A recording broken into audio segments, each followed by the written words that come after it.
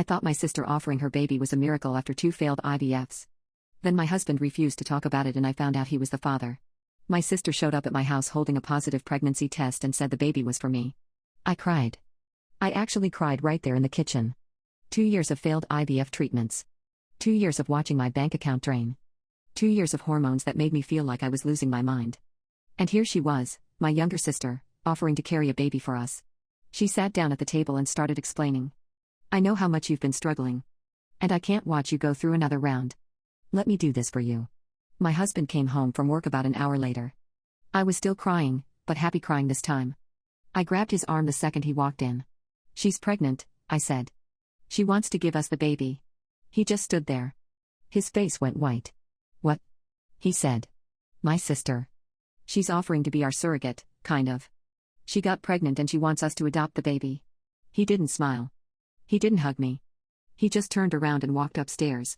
I followed him. What's wrong? This is what we've been waiting for. We need to talk about this, he said. It's complicated. Complicated how? She's family.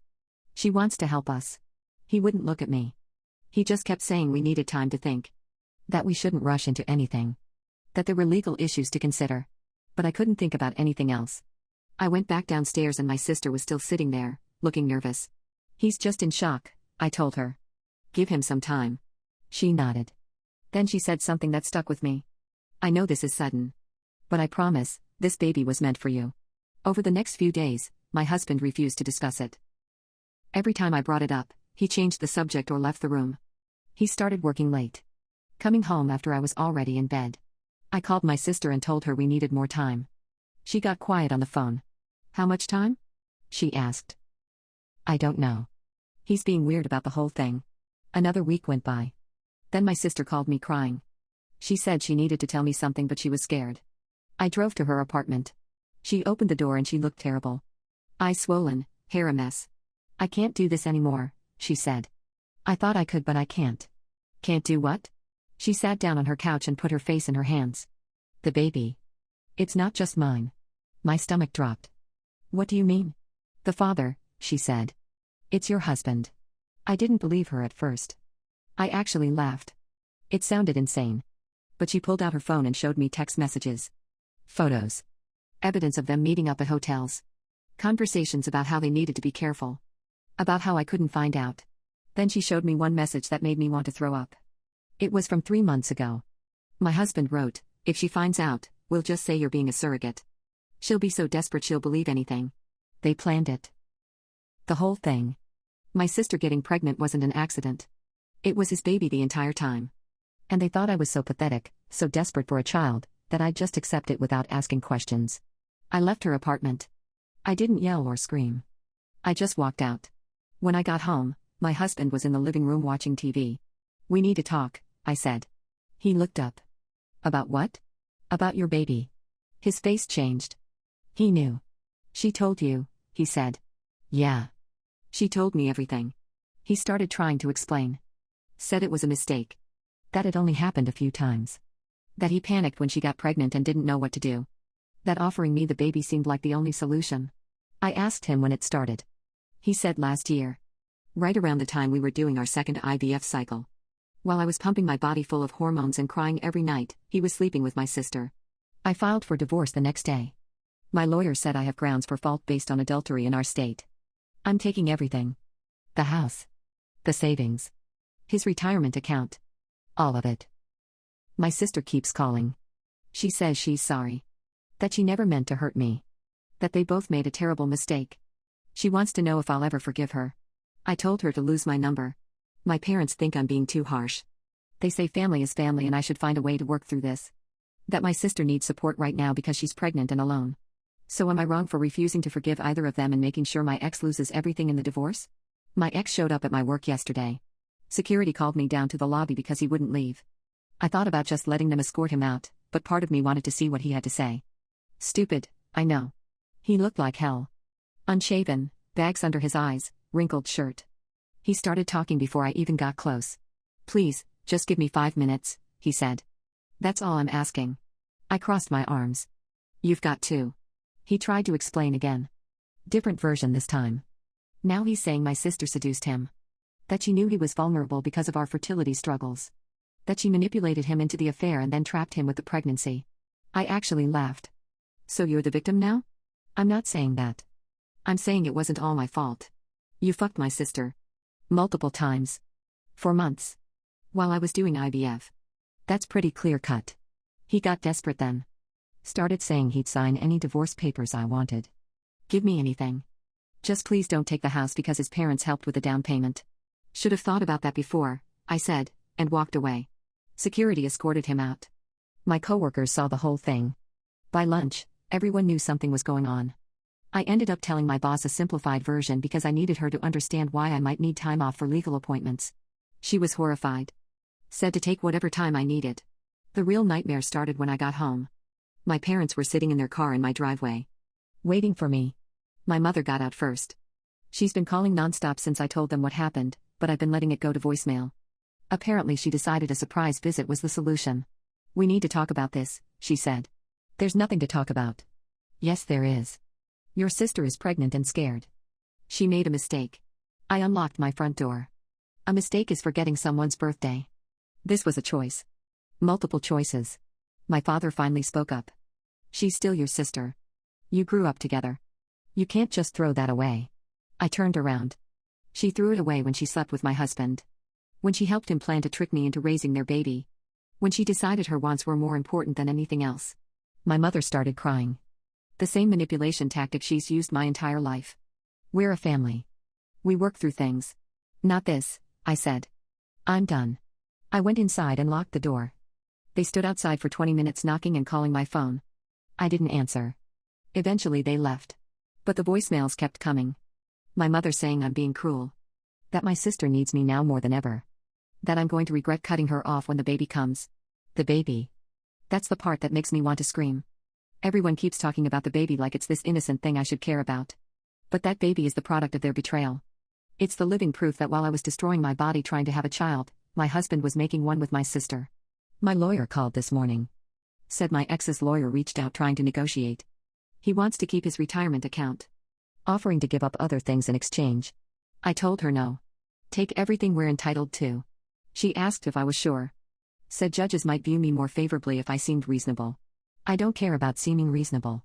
I care about him feeling even a fraction of what I felt when I saw those text messages. My sister texted me late last night. Long message about how she never meant for any of this to happen. How she knows she messed up. How she's going to be a single mother now and she's terrified. How our parents are worried about her and maybe I could just call them back. I blocked her number. Some people at work have been asking questions. One woman I'm friendly with cornered me in the break room this afternoon. Are you okay? She asked. You seem really stressed. I almost told her everything. Almost broke down right there. But I just said I was dealing with some personal stuff and left. The truth is I'm not okay. I wake up every morning and for about 5 seconds I forget what happened. Then it all crashes back. The affair. The lies. The fake surrogate offer. The fact that my own sister looked me in the eye and pretended to be doing me a favor while carrying my husband's baby. I keep thinking about that text message. The one where he said I'd be so desperate I'd believe anything. That's the part I can't get past. They both thought I was pathetic enough to fall for it. And the worst part is they were almost right. Do you think I'm wrong for refusing to negotiate in the divorce, or should I keep pushing to take everything I can get? My sister showed up at my house 3 nights ago with my mother. I saw them through the window and didn't answer the door. They rang the bell for 10 minutes straight. My mother kept yelling through the door about how I needed to stop being selfish and think about the family. The family. Like I'm the one who destroyed it. Eventually they left, but my sister came back alone the next morning. I was getting ready for work when I heard knocking. Softer this time. Then her voice. Please. I know you're in there. I just need to talk to you. I opened the door. Not because I wanted to hear what she had to say, but because I wanted her to stop coming back. She looked worse than my ex did. Her face was puffy, eyes red.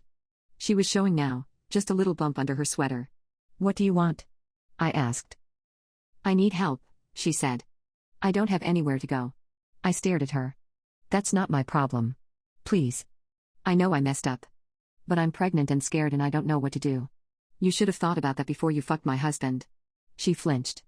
Started crying. I made a mistake. I know that now. But I can't take it back. And I can't do this alone. Where's he?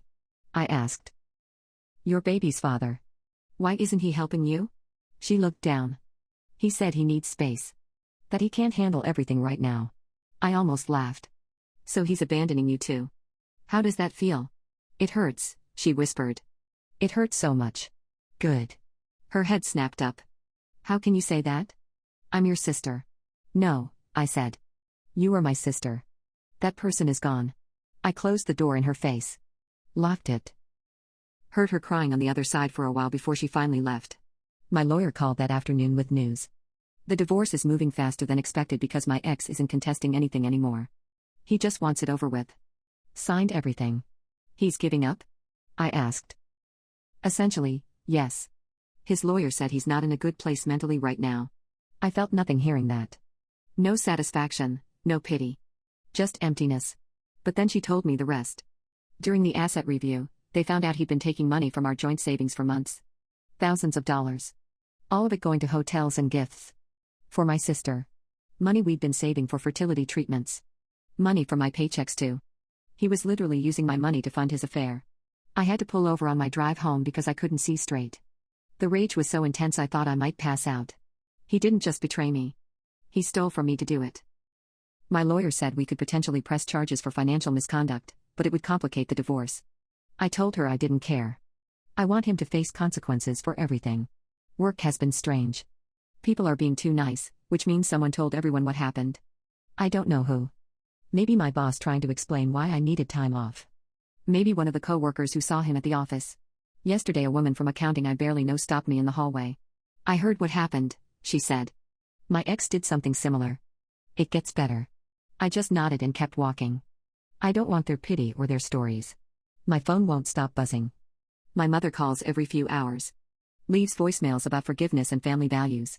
About how I'm going to regret this when I'm older and alone. She called this morning and I finally answered. You need to help your sister, she said immediately. She has nowhere to go. She's an adult. She made her choices. She's pregnant with your niece or nephew. Doesn't that mean anything to you? No, I said. It doesn't. She was quiet for a second. Then her voice got cold. You're being cruel. This isn't who I raised you to be. You raised me to respect myself. To have boundaries. That's what I'm doing. You're destroying this family. I didn't destroy anything. They did. I hung up before she could respond. Blocked her number too. Last night I couldn't sleep. Kept thinking about all the times my sister came over during my IVF cycles. How she'd hug me and say everything would work out. How she'd listen to me cry about the negative pregnancy tests. All while she was sleeping with my husband. All while she knew she was carrying his baby. The level of betrayal is something I can't fully process.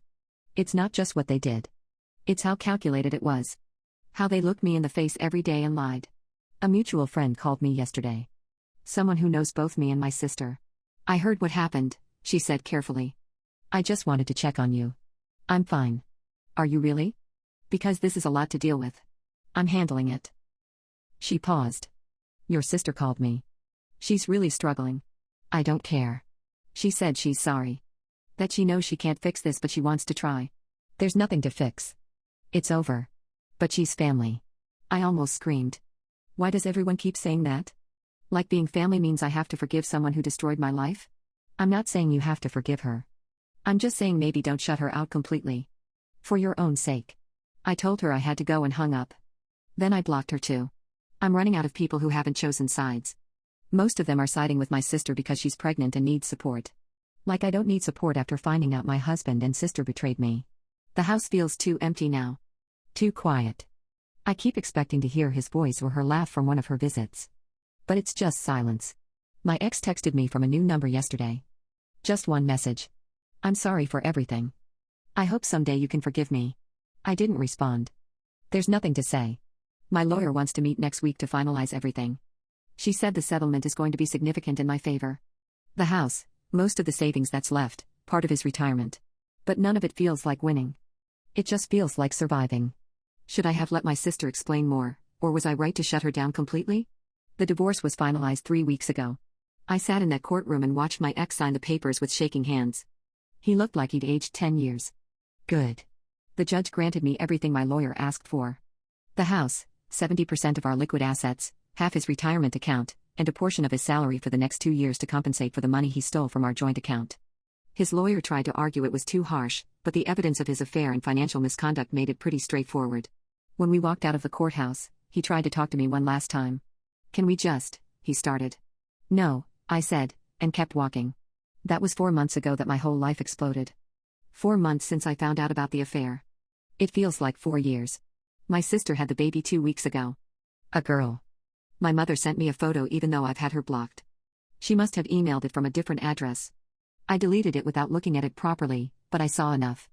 A tiny face, eyes closed, wrapped in a pink blanket. I felt nothing. My mother's email said I was an aunt now. That this baby was innocent and deserved to know her family. That I was being selfish by refusing to meet her. I didn't respond. A coworker asked me last week if I'd heard my sister had the baby. Apparently it's making rounds through mutual friends. Everyone's talking about how sad it is that the sisters aren't speaking. How tragic that this baby is growing up in a broken family. They don't talk about how the family got broken in the first place.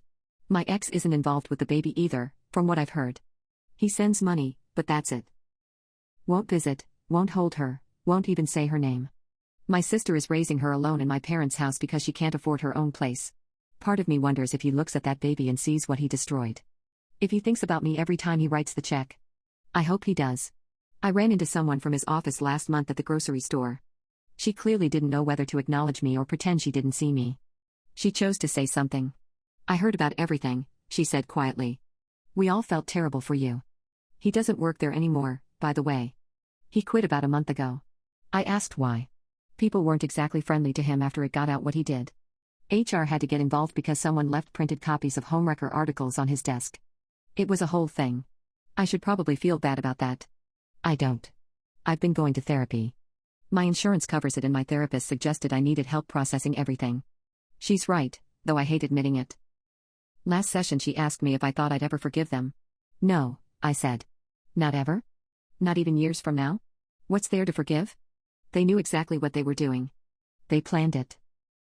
They thought I was desperate enough to fall for their sick plan. That's not a mistake. That's malicious. She nodded slowly. "And you're comfortable with that? With cutting them out permanently?" "I'm comfortable with protecting myself. The truth is I'm not comfortable with anything right now. I'm existing. Getting through days. Some are better than others. I've been working on the house.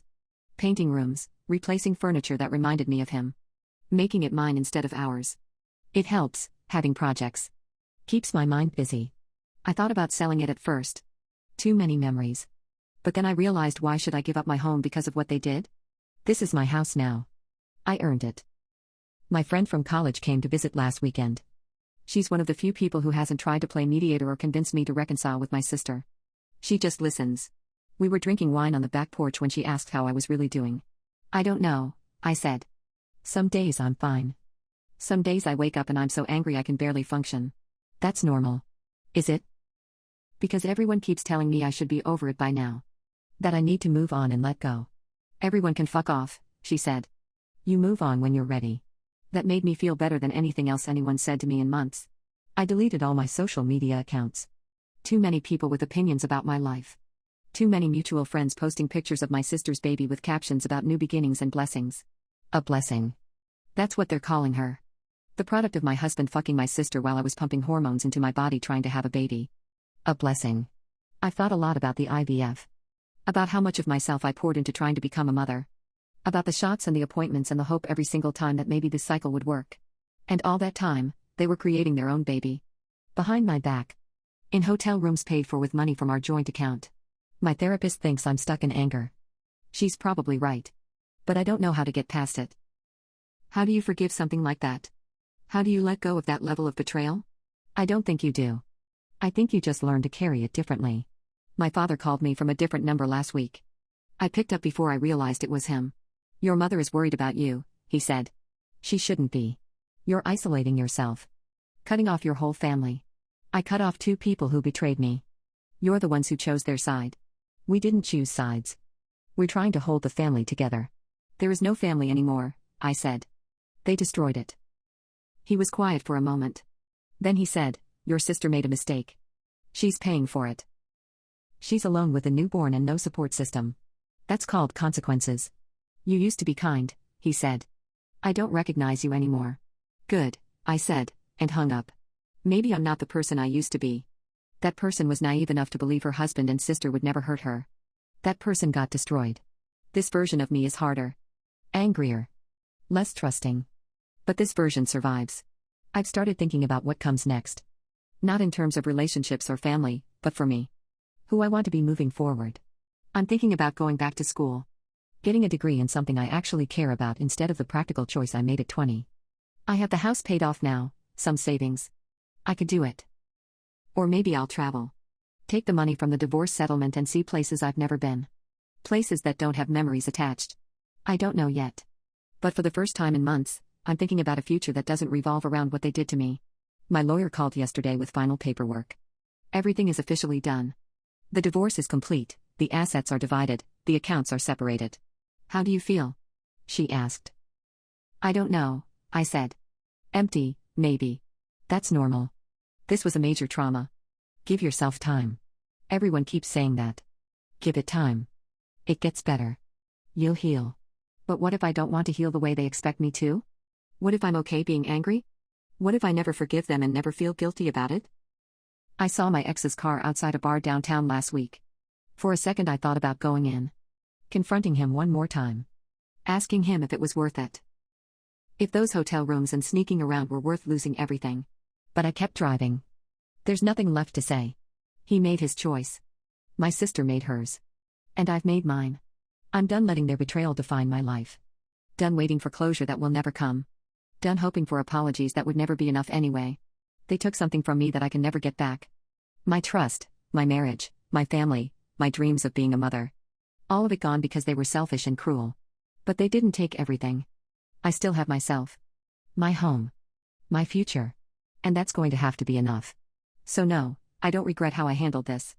I don't regret taking everything in the divorce or cutting them off completely. I don't regret refusing to meet that baby or blocking my parents. I protected myself. Set boundaries. Refused to let them minimize what they did. And I'd do it all again. Was I wrong to burn every bridge and take no prisoners, or is this exactly what betrayal like theirs deserves?